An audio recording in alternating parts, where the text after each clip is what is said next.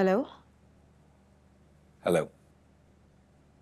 मुझे नहीं लगा था कि अब आप मुझे कॉल करेंगे। बहुत सारी चीजें दिमाग में इकट्ठी हो गई थी, उन्हें तरतीब दे रहा था, इसलिए लेट हो गया।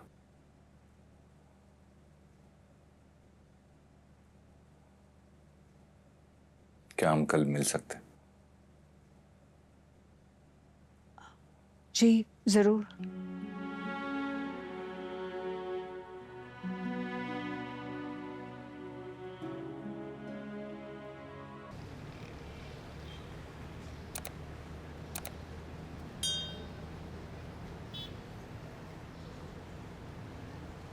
मैं कल रात सोच रही थी, जो कुछ किरण ने आपको मेरे बारे में बताया होगा,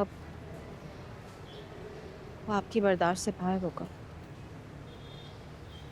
और सब कुछ जानने के बाद यकीनन आप अपना प्रपोज़ल वापस भी लेना चाहेंगे, जो कि ठीक भी है।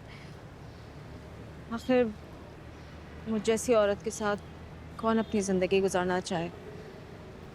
और यकीन मानिए कि मेरी सारी रात ये सोचते हुए गुजर गई कि आप जैसी कॉन्फिडेंट और ज़हीन खातून को ऐसी क्या मजबूरियां आन पड़ी जो आप अपनी फितरत और आदत के खिलाफ चली गई।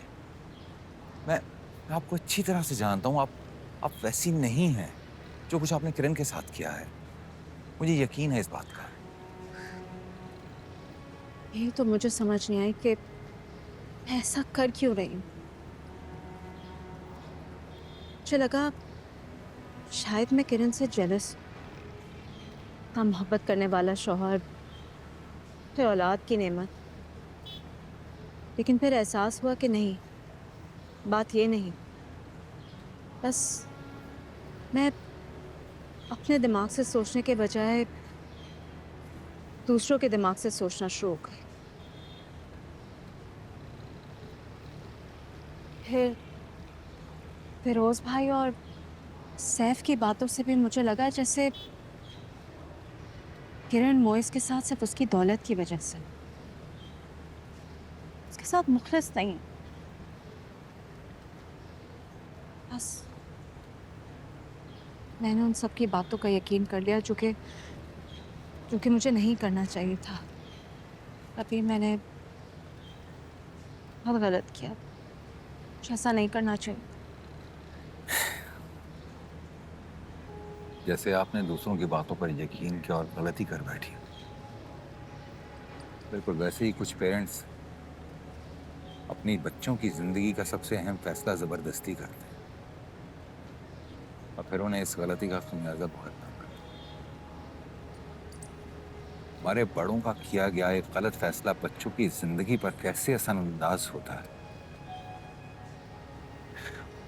इसकी कोई अहमियत नहीं। और यही सब कुछ किरण के साथ हुआ।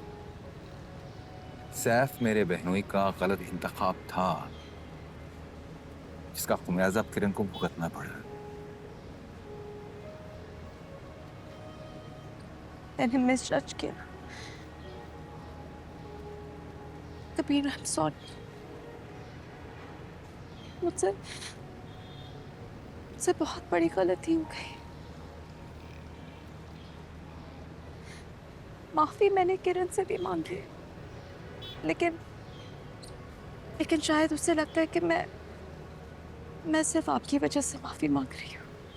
That I don't mean it. ऐसा कुछ नहीं है, उसे पूरा यकीन है कि आपने माफी दिल से मांगी है।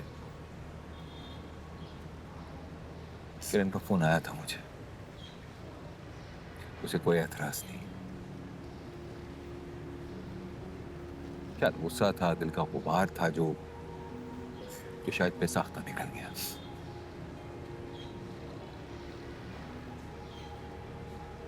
फिर कब आए?